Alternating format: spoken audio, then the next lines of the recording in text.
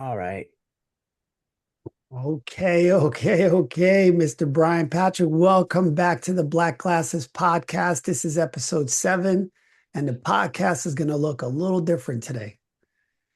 Joe CD is no longer part of the show. There was a breakdown in the relationship, and we've chosen to move forward separately.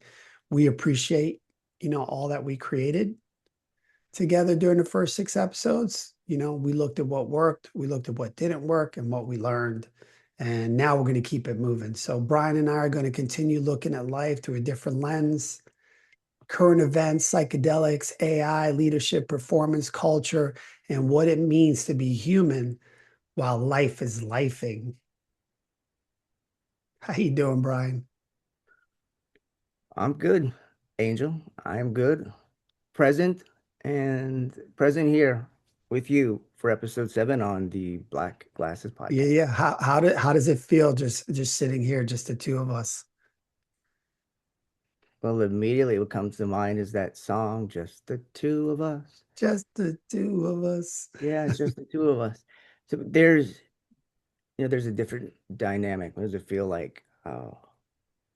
In one sense, it feels like there's a missing because there was what was, and then there is what is. And and And at the same time, well, that's the so. There was and there is, and now life changes. Life is lifing. It's the two of us here, and I'm looking forward to continuing with Yeah. with conversations in the podcast. Yeah, it feels a little different, just being here, the two of us, because it's like, looking for Joe, but, there's always an opportunity for us to, be in communication with Joe CD and support him and be in conversation. I'm sure we'll probably have him on the podcast in the future and then just talk about this openly and candidly, right? Sure. So, Yeah. I know you'll be down for that. I'm sure one day he'll be down for that. But with that said, it's Brian and I sitting here. And BP, what are you curious to explore? Like, what would make this podcast fun for you? It's been fun for me. It's what would make it fun is having some guests on. Yeah, And even without guests, like I enjoy the conversations. There were 2 episodes I can think of that uh at times it wasn't so much fun, yet we're addressing conversations that aren't maybe ordinary or common or that aren't spoken about in public. Like this is for people to watch and listen to. So, I appreciate the straightforward, candor, blunt to the pointness that we bring here. And as far as making it more fun or more entertaining or whatnot, guests, because as far as I'm concerned, it's what we're doing is fun. Like this is working. yeah. So cool, man. So yeah, so the new Black Glasses Lens BP, right? Like, we're not trying to become like another news show. There are plenty of people telling us what happened, who's wrong, who's dangerous, what we should be afraid of, right? Like, we're gonna look underneath the stories, right? Like, what does it reveal about human beings? What separates us? What connects us? What works? What does not work? And is there another lens available? And that's what the Black Classes podcast is, looking at life through a completely new lens. There are a lot of lenses to explore. Yeah. Well, there's a psychedelic lens. Sure, this is this has been a staple point of one of our conversations, not in public thus far, and I know you've got some conversation around it planned. Yeah. Well, psychedelics is a big part of my life. And, it's clearly, I think anyone that participates, and there are a lot of psychedelic experiences out there, right? But clearly after an event like that, your lens is going to change and shift. So, hopefully, in this conversation, we'll bring like, how do we bring psychedelic conversation into current events, right? But I think we'll be exploring like, what does consciousness have to do with sports and politics and culture, right? Are we trying to change people's mind? I think, there's a little bit of that going on our podcast, and at the same time, how do we keep it fun? And how Yeah, do we talk about serious things like without, freaking without being being miserable. miserable? Yeah. Yeah, that's a good point. Well, and then for people out there, right, that are like, well, I don't do psychedelics. I don't think the psychedelics lens is that everybody needs to take psychedelics. It's just the willingness in this conversation to step outside, like the fixed story, just loosen our grip on what we already believe and then look again. All right. So that's what we're going to try to do here on the Black Classes podcast. So welcome Yeah, everyone. We're one man down. You got me and Mr. Brian Patrick, the neurodivergent. you got that straight. You got that right, left, up, down, whatever floats your boat for being cool and honest and truthful. So cool. So BP, let's get into the World Cup. The World Cup is in town, Goal! The right? World Cup. So for a few weeks, right, people completely from different cultures, religions, races, languages, political systems gather around and everyone's just sharing this one experience, right? We might disagree about almost everything, but for 90 minutes, like, people are focused and they understand each other. They're rooting, they're not, they're doing their thing. And so, what are your thoughts about what's going on in the World Cup? Oh, I think there's a whole lot of celebration, a whole lot of disappointment, and I mean we're talking global travel. You said it. The different cultures coming together, and in one sense, it's well, it like the Olympics. Coming together, the world coming together, kind of under one common goal or common theme, and I played soccer when I was younger, and that was then. I played a lot of sports when I was younger, and that is not now. And, I have not followed. I can share with you what I read in the news. Beyond that, I cannot speak much to about what's happening with the FIFA and all of these countries, beautiful countries, the most brilliant countries in the world that are participating or have. Yeah, it's interesting like when you watch this, right? Because like, man, we got all kind of crazy stuff going on, right? We have a war in Iran and there's just all the uncertainty that goes into the world. And then here comes the World Cup, right? And it's almost like it's a global celebration and like there's all this shared joy in the world. Well, it's almost a beautiful, well, I wouldn't call it beautiful. It's a contradiction, or Yeah. it could be looked at as one, and through one lens, we have this competition shared by the world, and on the other hand, then we've got these conflicts going on, and there are more conflicts going on than what is spoken about.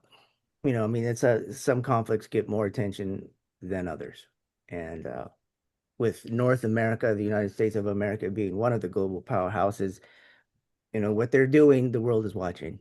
So Yeah, no, it's just a really interesting component. Like we think about like here's the World Cup. It's all going on, right? There's just all this celebration. It's almost like war. The war machine is like it's almost like, oh yeah, and we have these wars going on. you Like it's it know, doesn't it doesn't even soccer, feel like a big deal anymore. un, un, un, unfortunately, and we can apply that to Ukraine and Russia. We can apply that to, Gaza and Israel. And I mean, Myanmar. And if I go any further, I'll be talking about things that I will say I do not know much about. Yet, if I'm reading the news, that doesn't even mean I know much about it because, what's being put in is being put in, and which is why independent reporting, I believe, is a is a good way to go, and it's already out there on the internet. So to stay on topic, World Cup soccer is a great way to settle disagreements. So if we were having a soccer match over nuclear weapons, it would be an entirely different outcome. Some people may not like that. It'd definitely be a lot less violent. Wait, so nuclear outcomes. So the soccer game reveals like, okay, who's going to push the button or who's going Well, we definitely have to rework things a bit just from how they're currently set up, which I believe is a good way to go. And yeah, something like that. I don't know that anybody needs to be pushing any nuclear buttons. It's a matter of we want nuclear weapons. Well, then you gotta you're gonna have to take us like Yeah. with the original soccer. And so you know Bill and Ted's is Bill and Ted's Bogus Journey, I believe. Like turning back the clock, Bill and Ted's Excellent Adventure, and then Bogus Journey. Bill and Ted are playing Twister with Death, and Death has come to take them, and they're like, "No, let's play Twister," and they keep beating Death, and so Death is like, "Oh, the best 3 out of 4 games. No, the best 5 out of 7," and so I don't see it as one game that would be final. There's going to have to even be more than one game to determine this nuclear weapon outcome. Yeah. It's one of the things like, that's there for me. Like as I see it, right, I see these arenas, 80,000 plus people watching what's going on here in Philadelphia, all the way to New York and New Jersey. And, just kind of like there's a whole bunch of national pride going on without necessarily like people hating other nations, right? I'm watching like all these strangers celebrate together.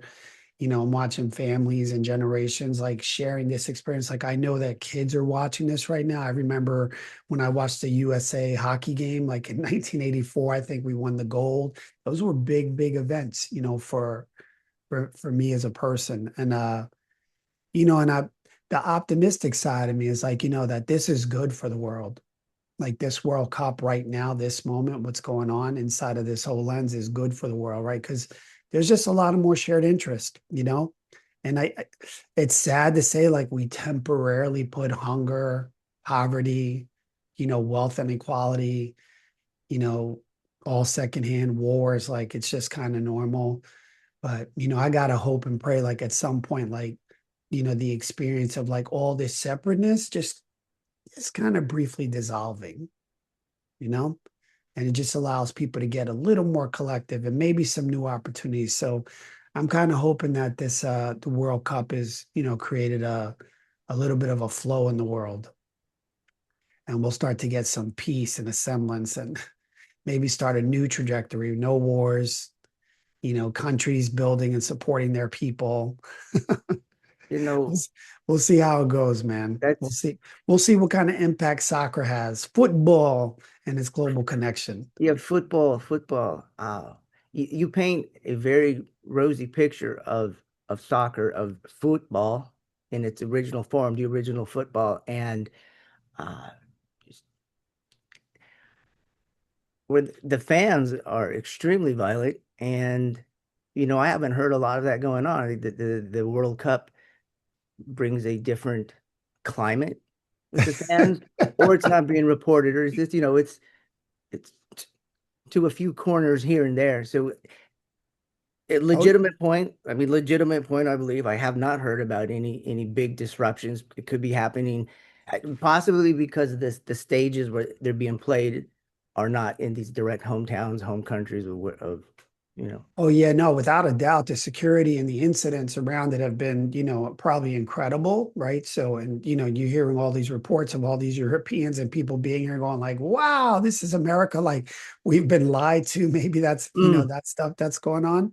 yeah. And but I'll share with you, right? I think it was like back in the 2000s. I remember like Colombia lost or some event, some game they lost. I don't remember exactly. It might have been a World Cup. Might have been a World Cup. Sounds like, and those players got home and they killed like the star player, right? I He think I scored a just goal. He scored a goal for the other team. by accident, right? Yeah. And then just That's most recently, we were listening to or heard a report and said where the Paraguay team they didn't do so well in the tournament.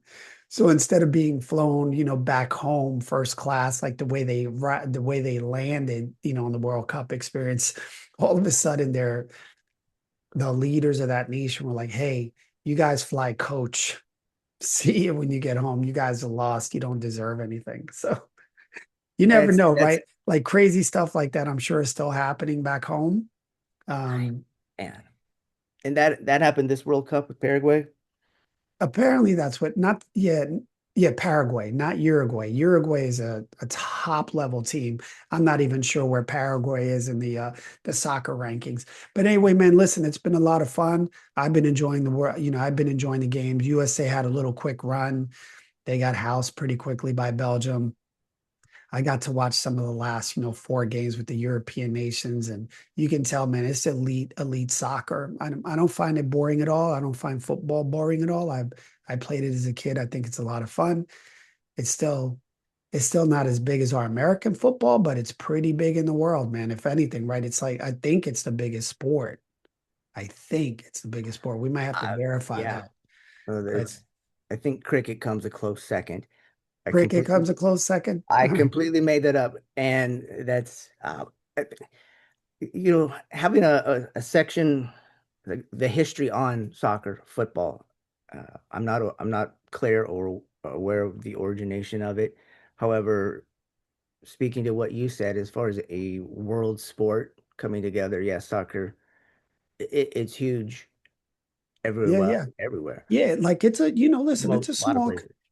it's a small collective. Like when I think about the NFL, we've talked about this in other episodes, right? Like NFL athletes, the admiration I have for professional athletes, right? Just to get Yeah, there. Now I get that there's a struggle, there's an internal, there's a whole new, context inside that domain for a professional player, right? But to get there, the work, the commitment, the fortitude, the shit you got to go through, right? And then when those guys get on the field, you have the experience of a unit, a family, and execution. People get to love, they get to hope, they get to celebrate. And I think that's a little bit like what soccer's, in a small, people are loving, they're hoping, they're celebrating, they're grieving, but I think like we all kind of want to belong. We're not all as different as maybe media pretends us to be, you know? And I think that's a little bit, that's what works, that shared experience, you know? it, yeah, I agree. Yeah, And I think what and you're saying, what doesn't work, right, is the violence that comes in between. right. I mean, well, I can rephrase this. Soccer fans, football fans are passionate. It's, Yeah. it's all, and there's the spin or whatnot. And that's what, just being mindful of what's put in front of us, and what's being said and such. So how it's being, the context of it. Yeah, like I think, listen, I think I used to hate the Boston Red Sox, right? Yeah. I mean, hate them. And I might have hated the Boston Celtics, right? Because I was a big New York fan. And then, of course, I love Jordan, but when the Bulls came into town, you just would hate them. So I Mhm. get some of that.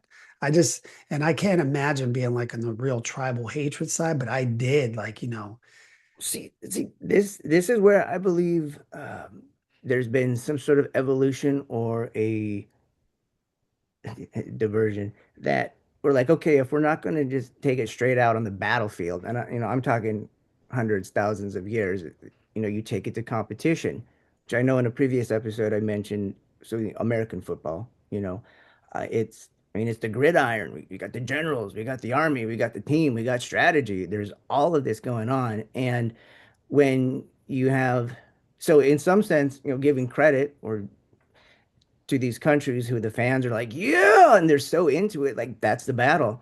And whoever wins or loses, then they go at it themselves. I mean, if they can't be out on the field, they want to be on stage in front of the microphone or the guitar, different context. Yet it's it's probably one of the more healthier ways to yeah, solve some conflicts than, yeah, you know, yeah. I don't think, alternatives. right? Like, yeah, I think, competition does not have to destroy like connection, right? People can play to win and still honor the other people playing against each other, playing against us, you know? We don't have to be the effect of it, and how do we bring competition to the world versus war? Because war is like a whole, like an, that's just a whole fucking another conversation, right? Yeah, Whatever it is. that is, and that's a whole nother machine on so Yeah. many. So So, but for us, man, let's keep it light, let's turn this into a conversation, right? That kind of leans into flow and performance and letting go and looking at what's going on, right? Like we're thinking about these athletes, right? They change their whole life. They train their whole life for these moments. And then the game begins and they can't think about everything that they learn. They just have to trust themselves and play. So that flow starts to happen, when preparation meets like the surrender. Overthinking starts to interrupts, natural performance. The player, has to be fully inside of a moment. One mistake has to be released like quickly, right? And then the body often knows what to do before the mind catches up. joy and performance can coexist, right? You're yes, you're covering a lot of topics. Each one of those could be its own episode. And Right? We you could, know, there's no pressure at all. No pressure at all. And yeah, the whole the psychology of sports and at the level of competition that they're at, and then making a mistake or whatnot and being able to let that shake that off, as they say, right, and get right back into the game. So uh yeah, each one of those separate yeah, episodes. yeah. You can, I mean, but that's all the stuff that's going on, in real time. Like these guys, as they're playing a game, like all of this is going on moment by moment by moment by moment by moment. You're watching the fan base and you're watching, one player makes a mistake, the other one scores a goal, the whole freaking arena erupts. 80,000 people are like in love. Another 15, 25, maybe another 80,000 people are just in straight anguish. And it's like, what the? Yeah, yeah, yeah, yeah. Right. So And and I don't know if any of that pressure or any of that, anything really disappears in the moment, right? But it just keeps going on moment by moment by moment. So, you know, I wonder, like can people force themselves right into any flow, of it be can force people themselves. Yeah, go ahead. yeah, like can people force themselves into like a flow? Uh, Probably if you grab somebody from the stands and threw them on the field, like substitution for a player, there'd probably be some immediate sensations of flow going on. Like I've got to perform, I've got to do this. Really placed in the spot. Uh, there's there's okay. The environment is stronger than like the person, meaning how powerful a person's environment is impacting them. So to be in, speaking of flow, being in the zone, producing, right, and consistency, the environment plays a big role. So kind of like force, or how did you say you worded it with? Uh, Yeah, like I can you believe in a sense, like it can be conditioned in a sense. Yet once again, coming down to the environment is a big part of it, and you speaking of being out on the field and pretty much you're just in performance without thinking much. And, there's a conditioning, right? That's part of the practice, the experience, and from the games and practice and all that, there is the conditioning or it becomes a natural response. So again, you're asking that question right there. So, Yeah, like if you look on the field, like just at athletes, right? I don't know that they look terrified. That might be the game face. I remember when I competed and I fought, you go into the middle of the ring, you meet the other person, the referee's telling you all the rules. I remember there's a story, right? So I'm giving this guy like my death stare. It's this guy, I'm giving him the death stare. And that's how we're doing it. And that, so after we fought, I ended up winning the fight. We became friends like 10 years later. This guy was looking for me forever, this particular. But anyway, when we initially talked about it, my death stare is like this brown dog, puppy eyes, kind of look, me looking at this other guy trying to give him my death stare. And meanwhile, he's just over there falling in love. Like, hey, man, ah, this guy's pretty cool, man.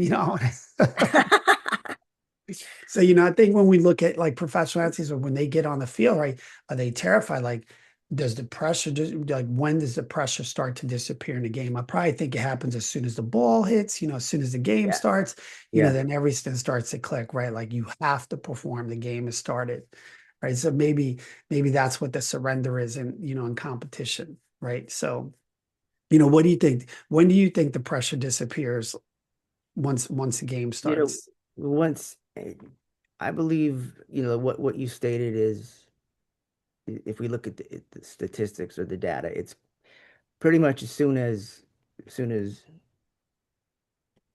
green light comes on, as soon as the bell rings, the buzzer goes, it's, fight. game on, the kickoff. I mean, you're in it. It's live. There's only one thing to do, and that's perform. Yeah, yeah, yeah. So it's quickly as soon as that goes in. I mean, speaking from my own experience, there's that the whole anticipation, uh, that all eyes are going to be on you. All eyes are going to be on me. So I played a number of sports, and wrestling was one of my main sports. And while it's a team sport, it's also individual. I mean, there's only two people on the mat, and like with your fighting, there's two people there. It's not there's not 12 guys on the court or the field, however many numbers. So all of that, and that the psychology, Oh yeah, psychology of man. You that, go through all of it, the uncertainty, the fear, the preparation, and the fear of losing, getting knocked out, being embarrassed. when it comes down to it, it's that moment, everything becomes real. Like that's the moment. It's there. Well, It's go so time. let's It's go time. It's go to the flow. And yeah. yeah, Yeah, yeah. I really, one of the things in you know, about like bringing the lens, the black glasses lens to this conversation, right, is like we can reveal how much energy we spend like trying to control life, right? Athletes kind of show us something very similar, right? They prepare relentlessly, but in the moment they got to let go. They can't control the referee, the opponent, the crowd. They can't control the bounce of the ball. Like all they can do is like be present and respond. So I think, like the big distinction is like these guys, they're completely prepared, right? They surrender to the outcome and then they just play fully, yeah, right? And I think that's the state, that's the state of flow that they start to get into, and I think it's just a natural thing for human beings to be able to do that in their own performance, right? But you look at it, these guys are completely prepared, you know, and just playing the game, they're already surrendering to the outcome, win or lose, they're giving it everything they got, so they're just going to play fully until that bell rings. So cool, man. So yeah, let's move on to the next segment, right? A world that is connected even when it forgets, right? So we got wildfires going on, bro. that's that's what I've heard. We've got wildfires going on, and it seems it's that time of year. We got wildfires going on, right? Just think about this. Smoke from fires in one country can travel into another country and affect people who may never think about where it came from. Like I'm walking outside of Philadelphia right now. I don't know what you see in Florida, but our clouds are gray, man.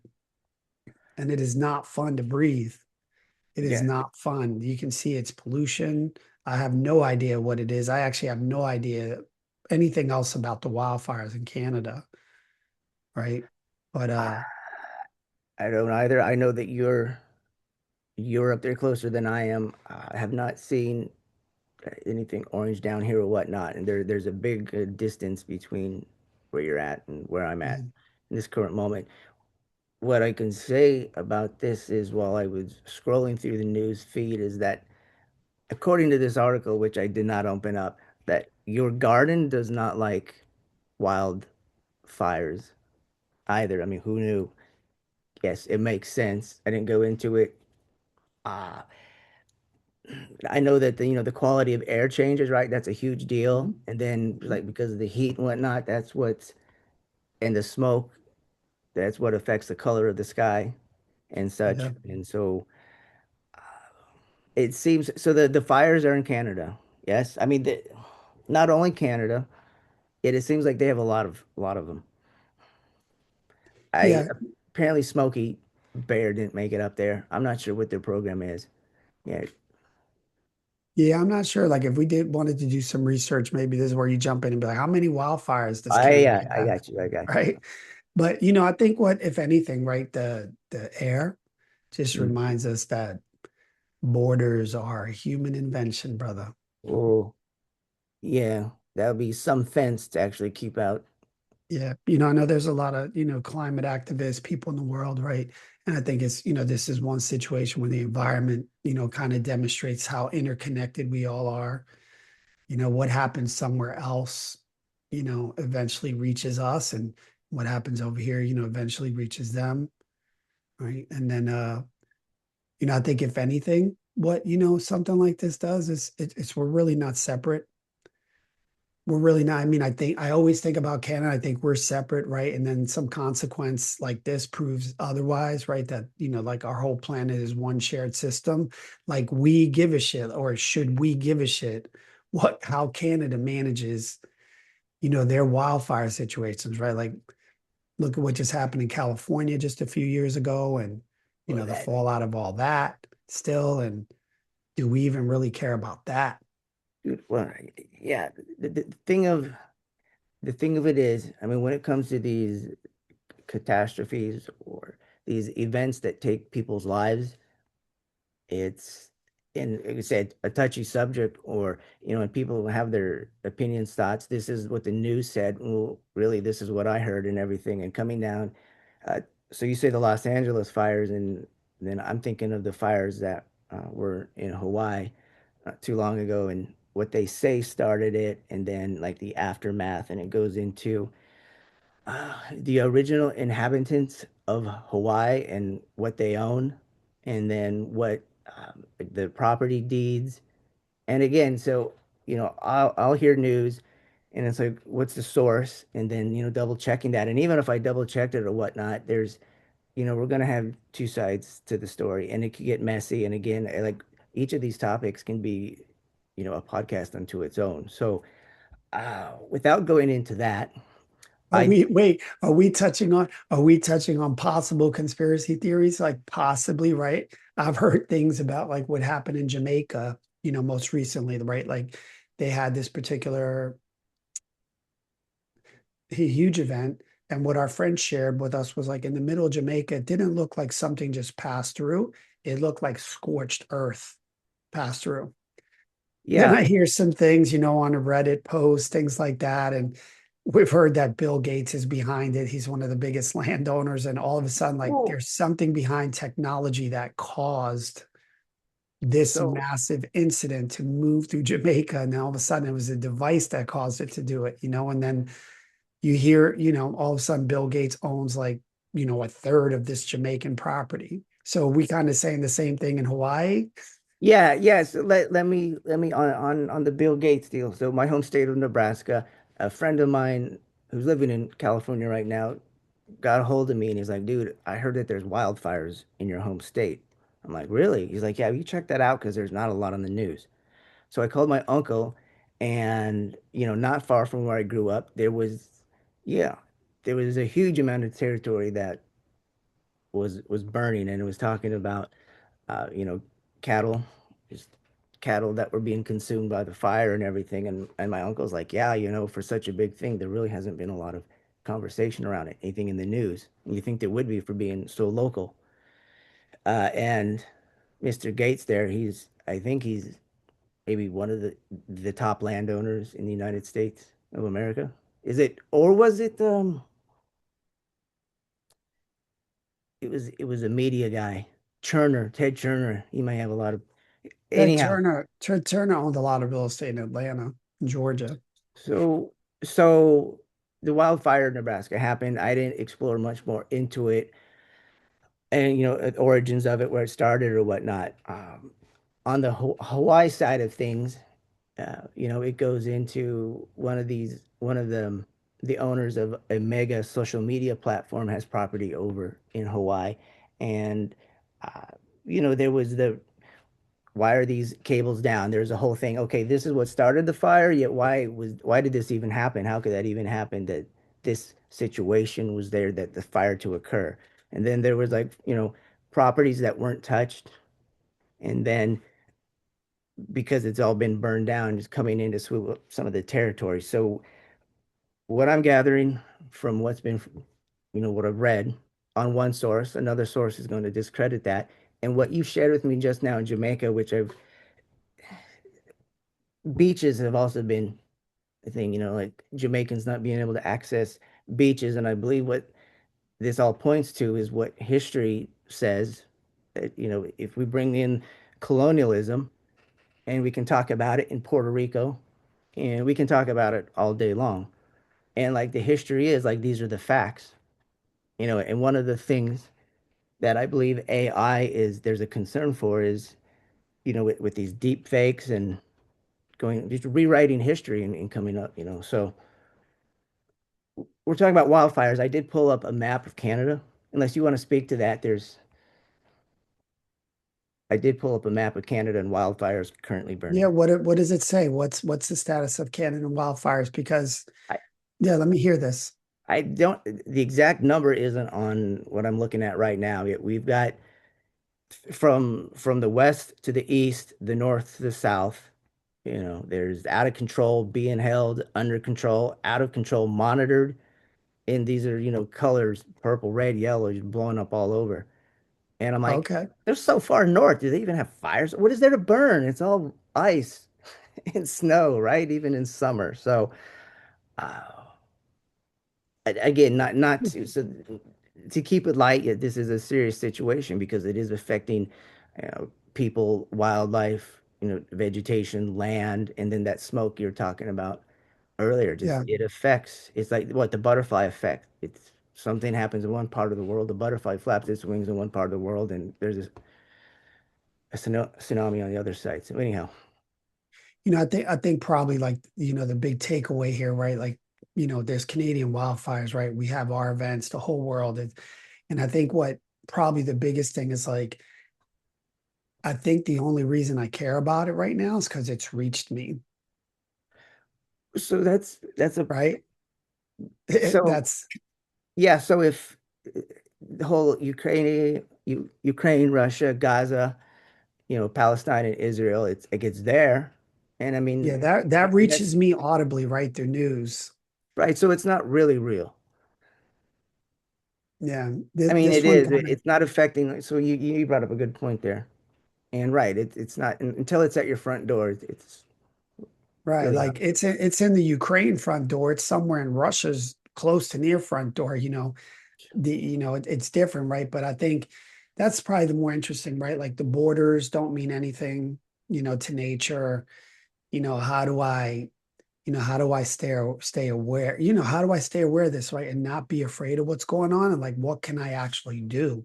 Those are, I'm over here, and then you and I, we're just more connected than we realize, like, right? Like I'm more connected than I realize. Like that shit's right over the top of my head right now. Canada, what's going on in Canada impacts me, Yeah, So I think if anything, right, looking at this, however I come at it, right, is like we're connected. Smoke, the smoke does not need a spiritual teaching, right? It simply just demonstrates it, right? it, There is no over there. yeah, This is one shared planet. it is one shared planet. And speaking of the location, you're up there. You're talking about the smoke coming down. When it comes to Jamaica, Cuba, Puerto Rico, and we go down the line, going down south into the Caribbean. Those countries really are not far from Florida. They're not far from the southeast of the United States of North America. And what's going on isn't talked about. I mean, we can bring Haiti into the picture. And Haiti, it borders the Dominican Republic, Hispaniola. It's one island. And there's been a huge conflict going on there, yet really it's not talked about much, and it's not far. It's not far from the southern United States at all. So, and you're talking about Jamaica, Jamaica's right there. You got Cuba, Cuba's right there. So I was doing research on Cuba the other day, and a whole new picture has been painted for me, because I've heard this side and I've heard that side and what I read the other day. If true, I haven't cross-sourced it. I'm like, man, I tell you what, we're in for a wave of change with this AI. Let's keep going. That's What? what. Okay, I got it. So Oh, no, well, because you brought up Cuba, right? But I get yeah. it. right? It's all one shared planet, right? My relationship to Cuba has been non-existent, right? I know it Uh, as a communist dictatorship country. I know probably the most I know about it is Scarface, Al Pacino coming well, over, so right? And all the Cubans, and then the let, Cuban influence in Miami, Florida, which is incredible, dude. right? And then this constant story. So s- I guess in the new world order, whatever's going on right now with this Western Hemisphere strategy, Cuba's a real big deal, right? To this administration, uh, to the world. Cause like, man, if like you were saying, right, like it's all right off our coast. To me, they're all the Americas, like I would love for Haiti to be a great country. What do I know about Haiti? I know a little bit about, I know the Clinton Foundation, all this money got raised, and Haiti is still like a third world country that suffers from like all kind of civil wars, political arrest, and economic struggles. And here yeah. they are, a beautiful country that could be an extension of America, and a place for Americans to Do they participate. want it? Do they want it to be? And that's Well, I it- think every country maintains their sovereignty, right? But how do we play? How, I don't know. dude. I I know a little more. I do not know much, and I know a little more, and we can leave it at that. And again, I mean, what I say or what comes out, people they're gonna have their opinion or their sources and whatnot. And eh, yeah, Well, I think the sentiment still here is right. Is like we're one shared planet, we are one you shared know, planet. and we don't, like what's going on in Haiti, like how important it is, like what can I do in Haiti? You know what I Well, mean? Like we have these government officials here. I have these local government officials, these representatives, all these people that manifest form, create, run all this for me, right? I just wake up in the morning, brush my teeth, put my glasses on, go do the best thing I can to work, to provide, and be with my family. And then, shit, I kind of care what's going on in Haiti, but it's not over here. It's not touching me, it's right? not at How your it front touches door. me in the news, right? It's not at my front door. See, So, I but believe in again, that. there's no over there, bro. We're one that shared planet. yes, sir. Yeah, that's facts. And Facts. then you were just talking about like AI, right? So like AI is a really, really big conversation right now, right? So, Yeah. AI, the media, the stories we're fed, right? We live in a world where stories reach us faster than the truth, Well, right? the stories reach us faster. There you go. If the truth even reaches us, and then and such, but that's a whole nother conversation. However, it's one that's relevant. And it's not new. Just taking a story and spinning it, putting out propaganda. Propaganda doesn't have to be about lies. And it's nothing. It's not new, right? It's Yeah. really not. It's not new, and You're like, I mean, AI and media, they can inform us. It can entertain us, it can frighten us, or it can manipulate us, right? And you already know how I feel, right? I can't stand obscure communication. Just really pisses me off. It's just, I hear people say things and I'm like, that's not very clear, or that's not very straight, or that's not very as a matter of fact. That's got like a lot of opinion and judgment. well, that's so echo chambers. Go on. So you know, and then people react to headlines before understanding anything, so Yeah, it's easy for the media to be obscure. You get why they do it, for their clicks and their bait, but sure. I think if anything, obscure communication is evil in this one. It really pisses me off. And I don't care if, what side you lean on. If you're being obscure, it's unfair, and it's not real news, and it's not real information. So, It's not a soccer game. that's not, yeah, it's not football. Go. Dude, it's like just see what happens. Everyone's there. There's no manipulating from just that view. Uh, Yeah. like Well, it's all right there. soccer. Well, listen, real quick, because you brought up, right, like soccer players, holy shit, they're like telenovelas. Those guys are like soap actors, right? They get an injury, it's like, whoa, but they're gone. And then you watch the replay, you're like, okay, that was intense. That you could see how that hurt. Some of it was like, oh, that was totally fake. Like, come on, man, get up. So I think like the use of AI right? Even in a real what's so is starting to get professional athletes to be like, they're going to video play this back. So you got some stuff to be a little bit responsible for now. You can't just be you Well, can't be trying to fake, you can't be trying to fake the funk on sports because of AI now and all the information they can capture, like every angle of a video camera. well, there's that. So you go into the acting like a player gets taken out, is it sweep? He's overdoing it. And then I'm like, well, at least it's not, at least it's not Federation Wrestling. It's not like the WWE. We're not pro wrestling. And then, which top end, high end athletes, not a knock, not a dig. And it's you said telenovela, right? Like a soap opera. And well, we've got the wrestling, which is definitely not soccer. Yet, okay, so you're talking about these actors that are not actors. They're professional athletes, yet they are acting at times. And then my mind goes to, oh, now we're into sports betting and rigging games. And do you want to start in baseball? Should we take a look at basketball and all this? So, and again, so there's being one world where it's connected, and really, we're having a discussion, and people will agree with us. They will disagree with us, and it may get them thinking, be like, oh, you really to start paying attention a little more. And whatever that paying attention does for them or the world, eh, it's a moment by moment phenomenon. Yeah. Like I think as people like exploring myself, like what's real anymore, right? I use an app. When I get my news, I'm using an app that's just sharing with me the news that I'm seeing, how it's leaning. And it's not that I don't want to read anything that leans to a certain direction. I just have a good understanding. Okay, this just leans in that direction. Sure, Um, so, as I start to read what that is, it isn't the actual event that leads in that direction. It's the interpretation of that event that leads you into that sure. direction that makes it lean right. And same thing, right?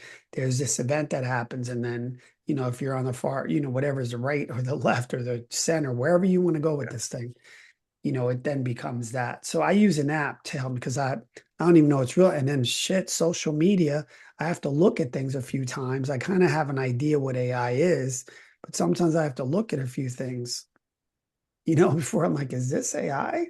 Like, Yeah. how are they manipulating this? We, one of the things I read or heard is that it's not, it's not wondering what's fake. It's wondering, well, it's not the fake that people are wondering, is it real? It's what's real that people are wondering if that's fake, because it's become so real now. Something that's real can look like it's fake or be like, well, maybe that is fake because the fake is so real, and that's definitely a concern. Oh Um, yeah, no, bro, I mean, listen, it's crazy. Me too, right? We have these conversations and not like, we could do a whole subject matter on this. Like we could pull video and video. I think one of the big things happened for me, back in the day was when someone tells me a story, I want to go hear it right from the source. sure, That's just what I want to do. And I think what's going on a lot of times, right? I'm getting a lot of information because people are sensationalized. I'm guilty of it too. I haven't done it for a long, long time, right? But I think a lot of people, hear certain information and we want to share it. For me now, when people share information with me, depending on how that information is delivered to me, I kind of ask myself, okay, why is this being delivered to me? Where do they want me to move in this conversation or where are they trying to get? So I kind of pause, when people are coming at me because it's just a completely different conversation. And then I'm like, before I say, I just want to go look at the source. I yeah. find, honest to God, like 9 out of 10 times when I go look at the source, what's said is something completely different. So that's Completely different. And so it could be just my lens at it, right? The way I look and the way I listen to things. But again, then all of a sudden, so now for myself, right? Like, not that I don't believe or anyone, people can tell me all the information they want. It doesn't move me. If I'm interested in it, I'll go do the research and then go look at it and be like, okay, this is the what's so. And then I can move. And it doesn't matter if I have, liberal principles or if I have conservative principles, because I have freaking both. yeah. I have all of them, you know. You're, Uh, when I think about like, we'll be moving into a conversation here. Like our Constitution doesn't say I'm a Democrat or I'm a Republican or I'm an independent or a communist or a socialist. It says we the people. So I'm like all of the fucking above. Right. So but anyway, but getting back to yeah, the one thing that really does bother me, in the world of media is like what you just brought up, shit, we're questioning what's real now. Is that even real? Right? Negative stories, they spread faster than anything. And why do you think that is? You know what? Not I'm not some psychological expert, right? But they figured it out, right? We've other conversations like we're in a psyop. There's a media psyop going on out there, Sure. right? There's a lot of media psyop. It's all built one big machine, getting your attention and getting you to read or to look at whatever's in front of you, right? Sure. And it all has its own special distinction to get you to click and to buy, to get your attention, to get you mad, to get you knowing, you know, Yeah. Yeah. it's all in there. So, and why is it spreading so fast? I think, We're yeah, the oh, for sure, social media that's changed. the access Changed we the game. have, and Yeah.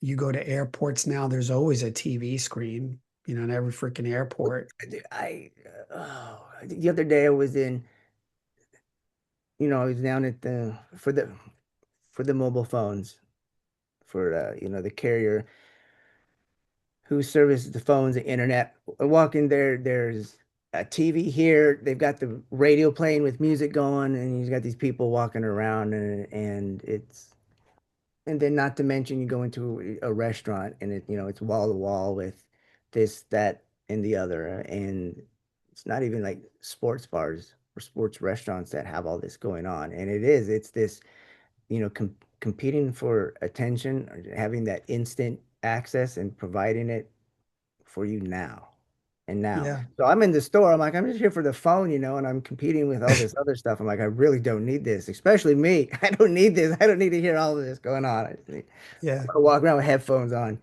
just for silence. So yeah, the negativity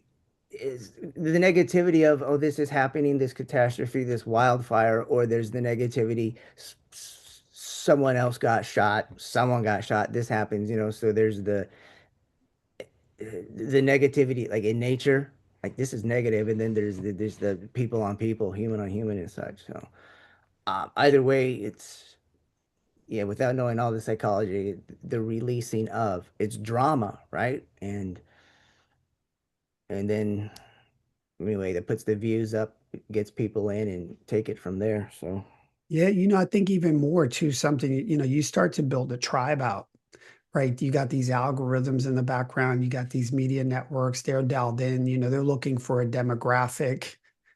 Right. It can start almost to become data. Like we're doing the same thing. We're talking about, getting 2, 3,000, 5,000 followers, building our community, our tribe, listen to possibly our obscure conversations, right? The Black Glasses Lens podcast. right. So, it's really interesting. I don't, you know, you asked the question like, how does it spread faster? Mhm. Right. Why do you think? Yeah, the negative is spreads faster. Yeah. Yeah, and I think that's probably a lot of what it is, right? Like some of this obscure misinformation, like let's make you at the effect of this conversation, right? Yeah. Yeah. I think there's a lot of that, but it's so that they can hold on to their conversation, their platform. And it's just a little dangerous to me, right? I think, I don't know that's fair. The point that I was trying to make in there, I'm kind of losing a little bit, but when you ask, negative stories, I think it's a little tribal. People want to be right. People want to see the information. And I think people Mhm. have just gotten lazy. We have ChatGPT now, man. Now all of a sudden you don't need a doctor. People don't need a doctor. They don't need a dog trainer. You don't need a guy to write you a code to build an application. You literally can start going in and working on this stuff on your own. I don't know if it makes us smarter or if it makes us lazier. Oh, I this heard is this comment the other day. People know what to do, but they're not willing to do that. sure. right? And what's the phenomenon? What's the phenomenon? So, I don't know. I think people know a lot of things of what to do. And I think AI is a great tool in this day and age. Like I said, I use it to help me sort through news, but now I kind of have a good sense of how media is coming. But for myself, and BP for us, to put to close the loop in this conversation, I think if one of the biggest things, that I've gotten, in the world of after my psychedelic experience, is how that experience, right, the expansion in that space interrupted a bunch of the automatic stories, that I have about myself, right? How, you know, media literacy requires something similar, right? You know, I notice my reactions now, right? Now I want to question the story. I want to ask what you actually know, right? Are And you then I, saying you read a story or you hear a story and then you go to a bot? well, I think no, no, I think that well, there's a lot of things that I do, right? So Yeah.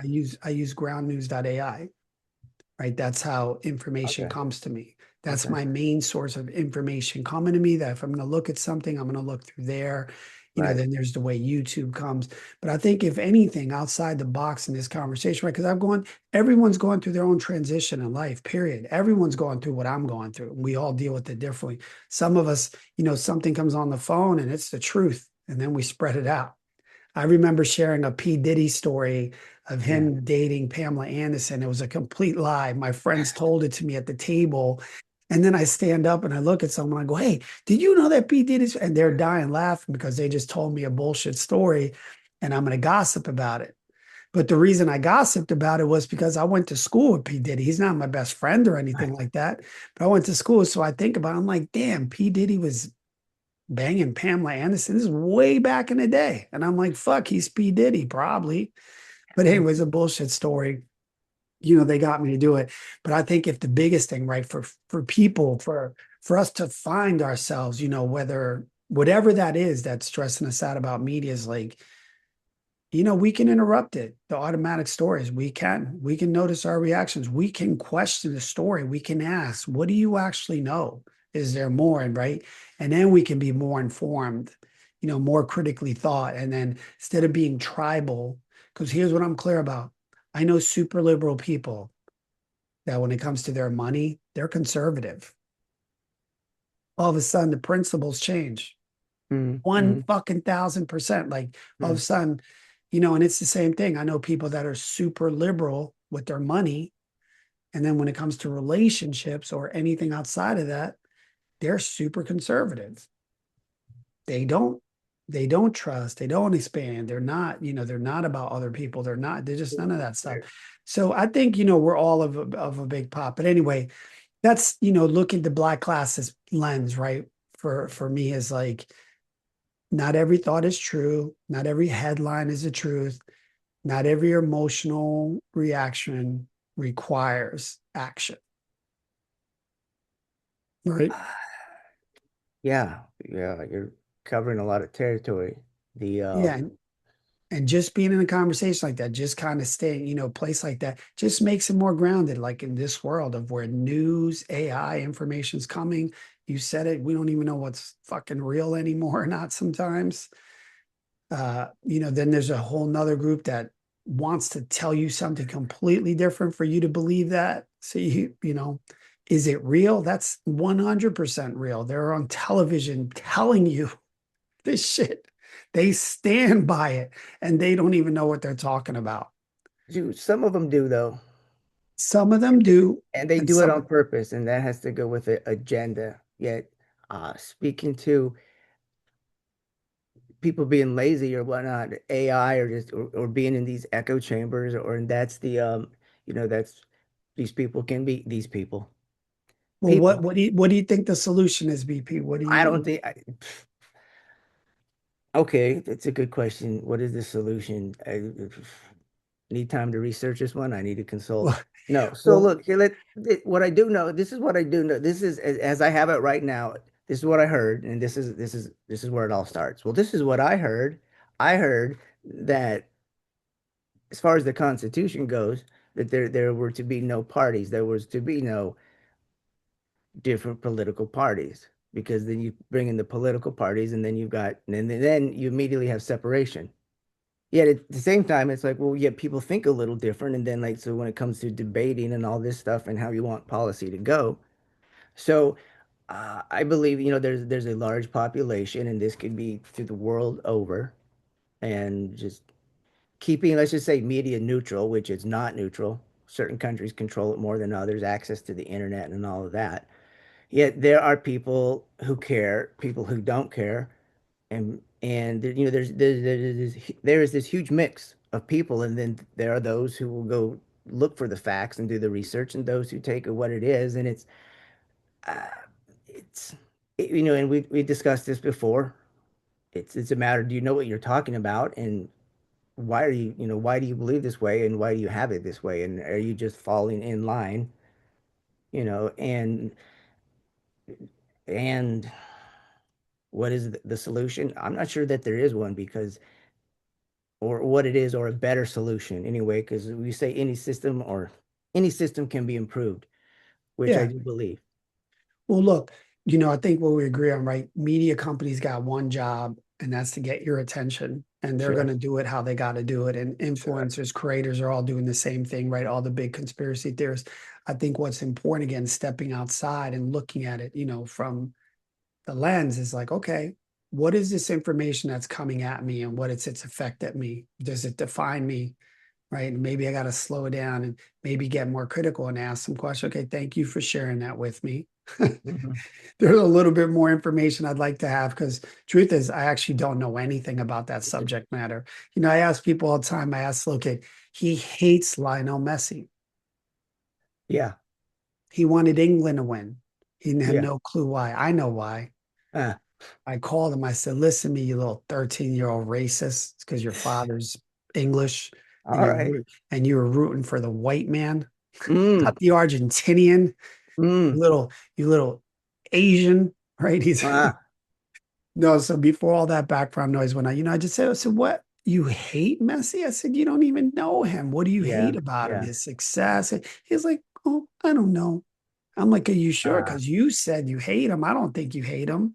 So it's pretty good. So yeah, but what was it all about, right? His father's rooting for England. His father doesn't want Lionel Messi to win, let's, but it was interesting to hear this little kid say he hates Lionel this, Messi.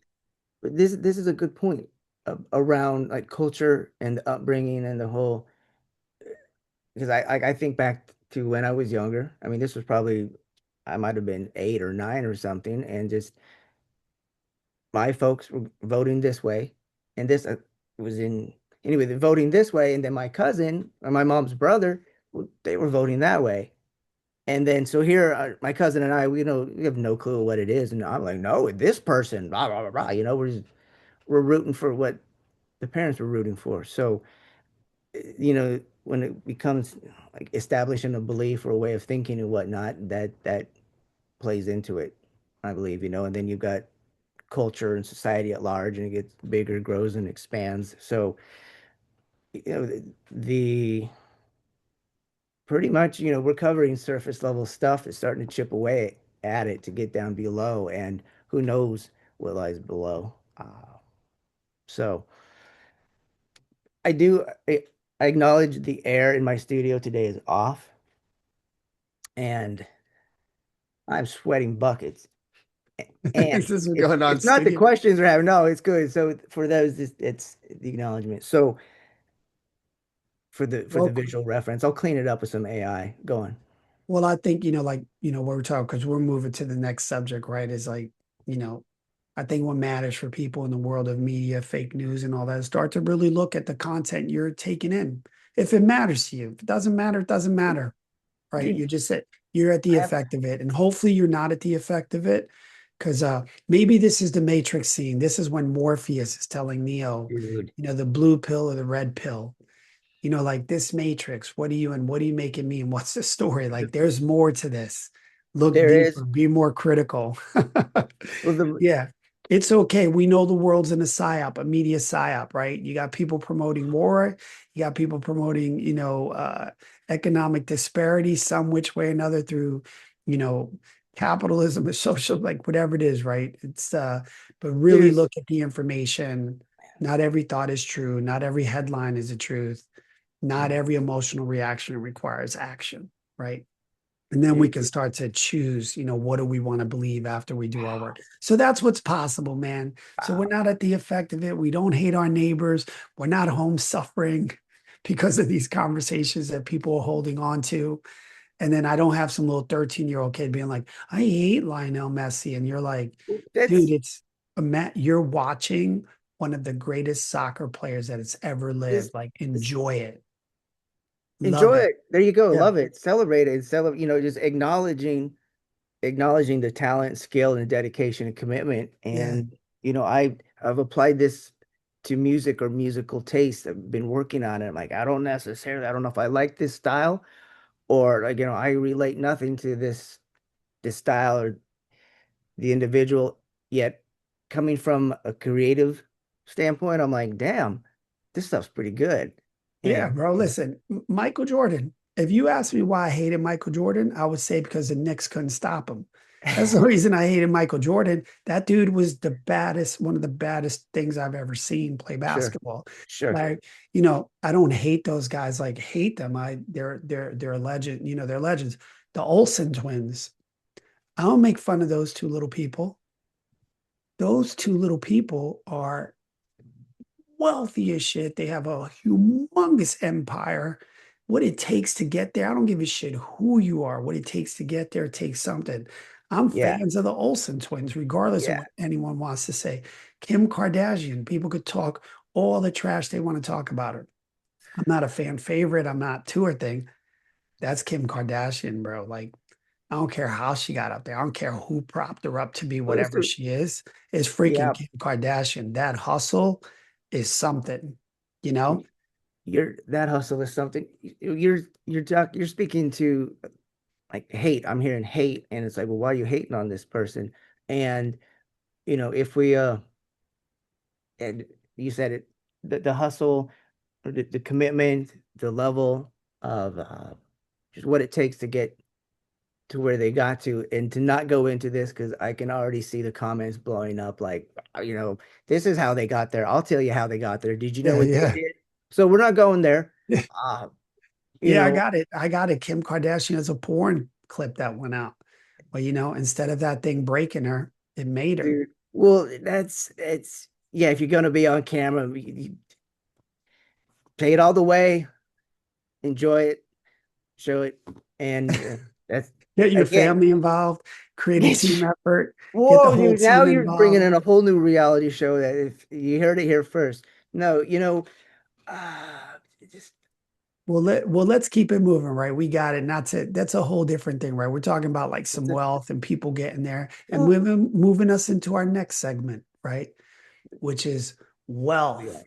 which is well, Elon Musk and what we value, right? When people hear that Elon Musk becomes the world's first, I don't, is he the first trillionaire? I've heard other people were a trillionaire. yeah. I know. As far, I mean, I say He, yes. I have yeah, not heard of any other trillionaires.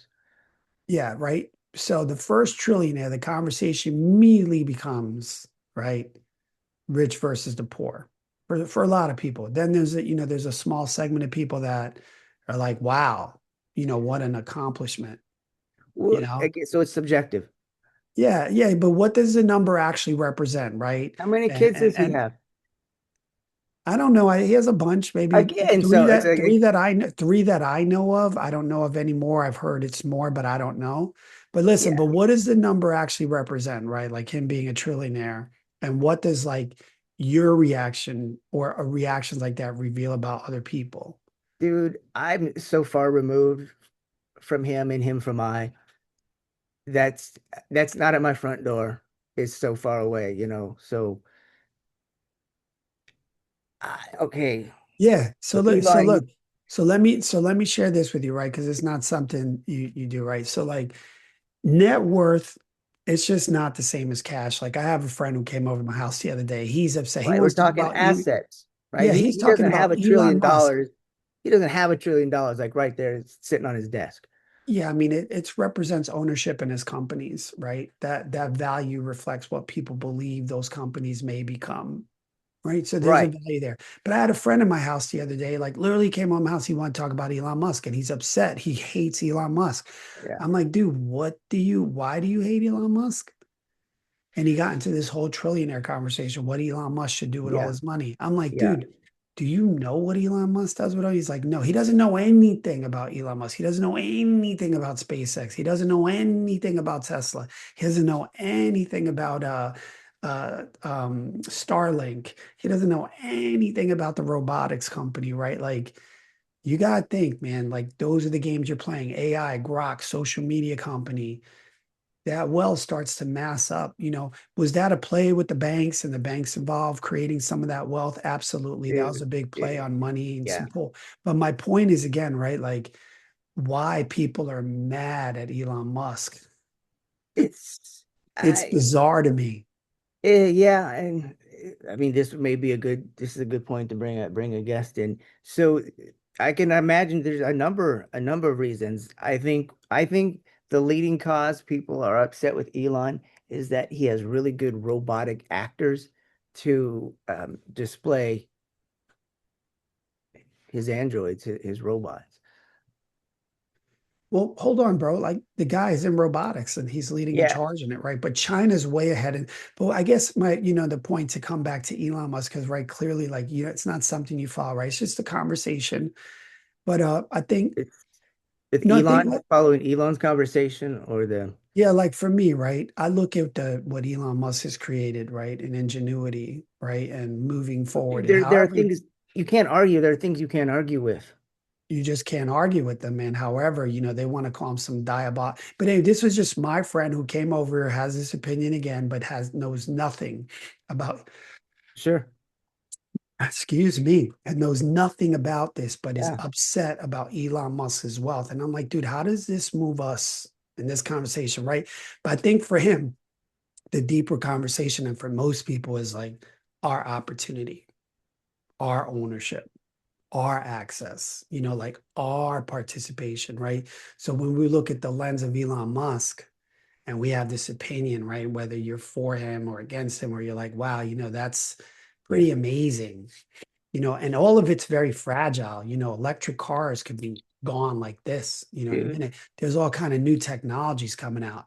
Yeah. You're looking at the Trump administration has a Western Hemisphere approach, and they're consolidating what it almost looks like is consolidating the oil industry, right? So we don't see that disappearing. You got new auto manufacturers making these hybrid cars that are both fuel and electric and self-regenerating, right?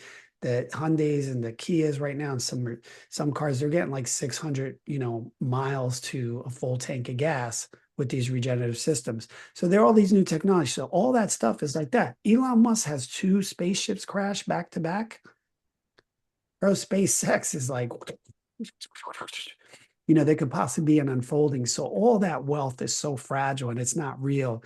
I said, but I think the biggest thing, the bigger issue is, how, again, watching media, some people will praise that approach. They look at the reality of what's so. Everyone knows $1 trillion is different, right? It's not the same as cash. Yeah. Right.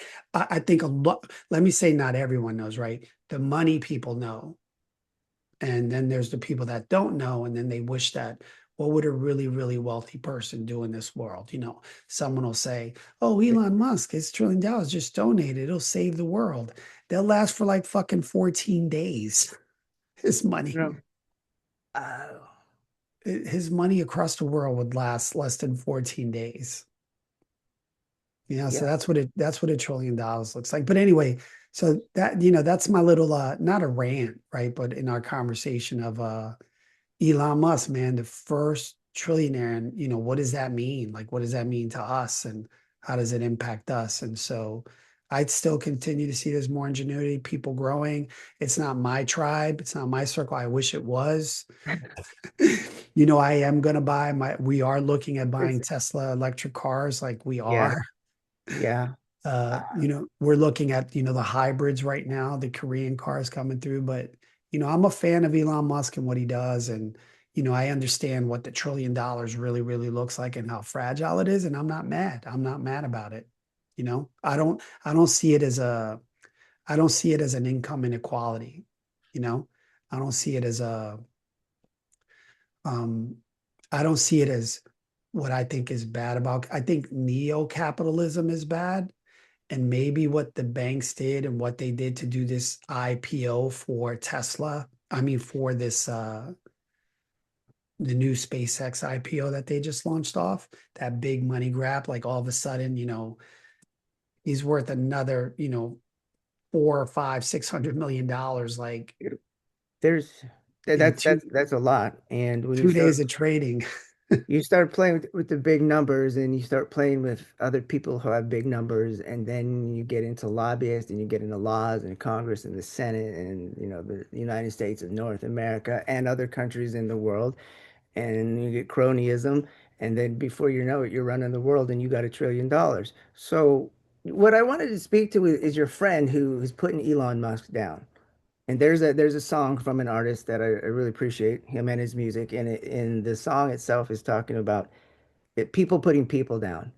Like, they just like their life's crap, or they're not happy, and so they want to go crap on somebody else, put somebody else down. So, the overall theme is that people not being happy, and people are putting other people down.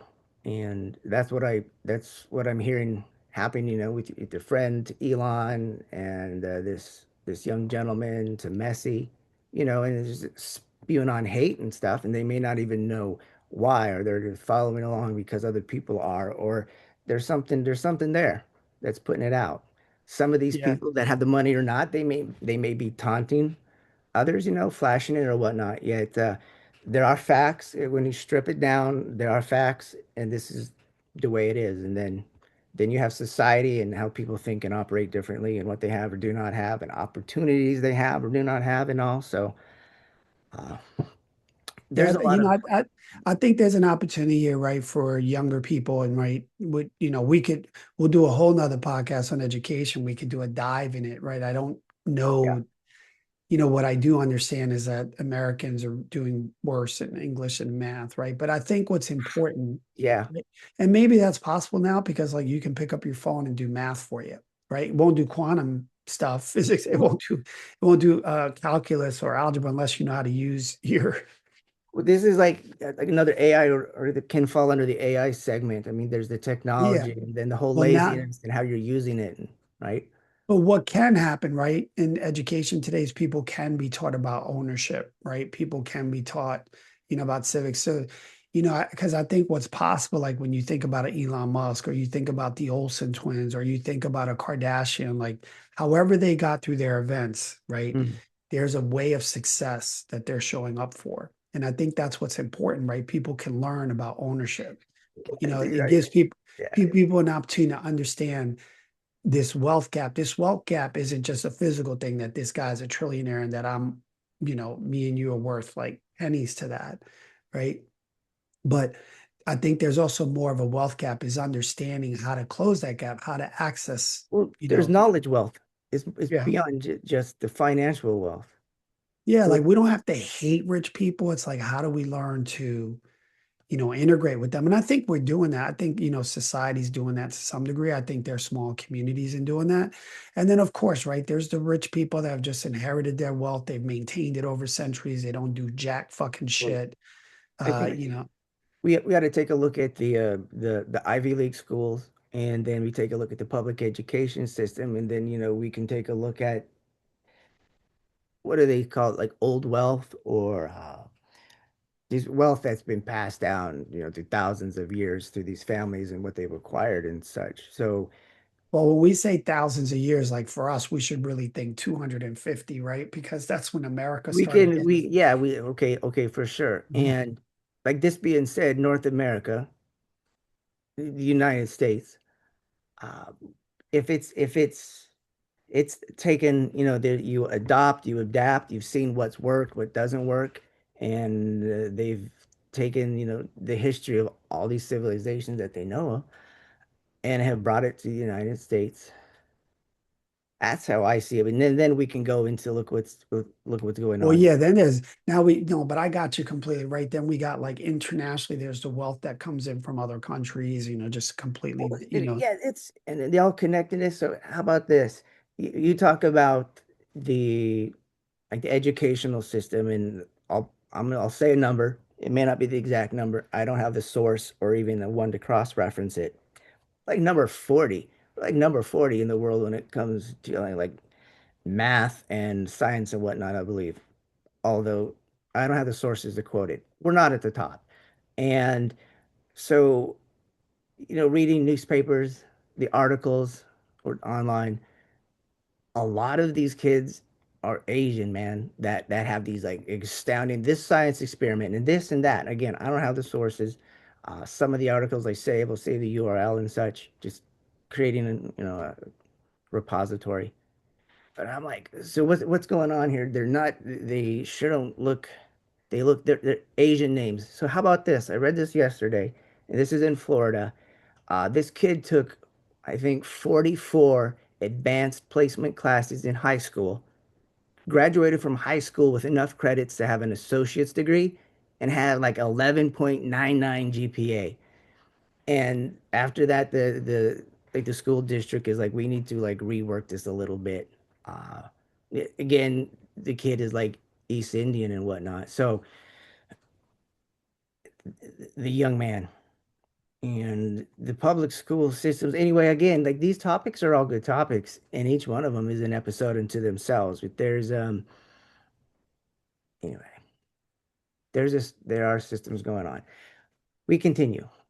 so yeah, so look, we were talking about Elon Musk, wealth, Yes. and the impact and people getting angry about it, right?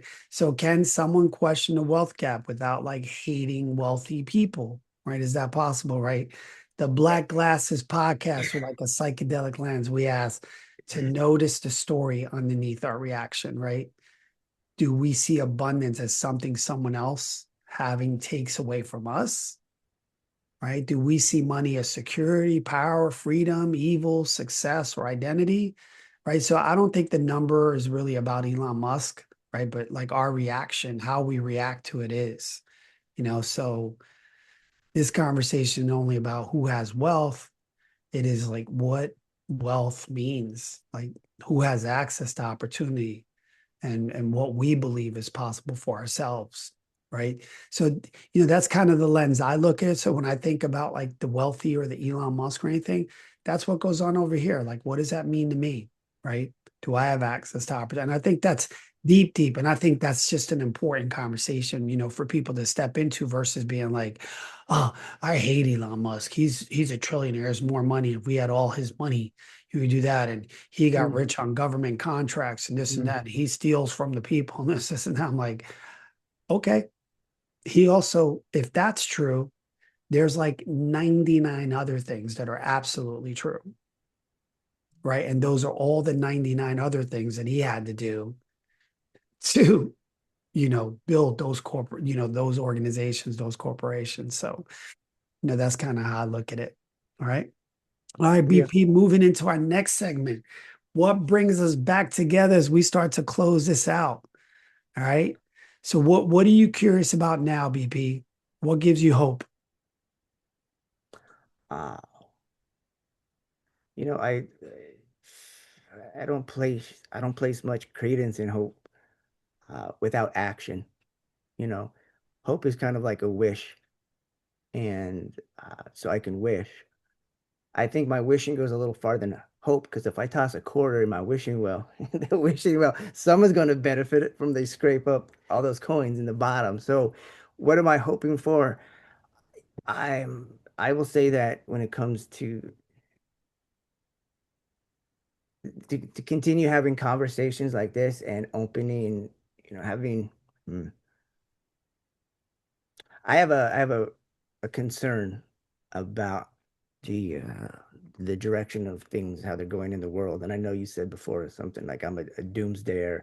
So I'm to come with the approach of doom and bloom, like a flower, it blooms, so while acknowledging that there's some doom, that there's still bloom to be had, and that, having conversations such as this, it's that's part of the bloom, the beginning of the bloom, because we're in communication.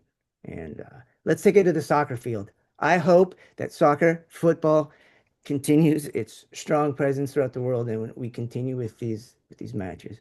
Yeah, no, no, really cool, right? Like, how do we bring a lens into like ordinary life, right? And great closing. The World Cup just reminds us, right, that people still know how to gather, celebrate, Yeah, play, love, and belong, right? The healthy wild, competition. the wildfires remind us that we share one atmosphere. That's an important conversation. AI and media reminds us to question the stories entering our mind, right? So we can get an opportunity to critically think. And then, maybe what's possible with Elon Musk is that wealth reminds us to examine, like what we value and what we believe is possible. So, the Black Glasses podcast lens, it's not about escaping the world. It's about seeing the world with fewer fixed conclusions, what works, what does not work, what connects us, what are we willing to see differently, and how do we keep it moving? So, how do we keep it moving, BP? Stay curious. Stay curious, baby. So, with that said, thank you for being with Brian Patrick White and myself today on the Black Glasses podcast, Lens Without Joe CD. Joe CD, we love you. To all our friends and guests that are watching us, continue to watch the channel. We have more to come. Thanks for being with Brian and I on the Black Glasses podcast. Episode what, BP? 7? Episode 7. The New Lens, BP and Angel. Say goodbye, Brian. Goodbye. Make a great day, Goodbye. folks. Bye.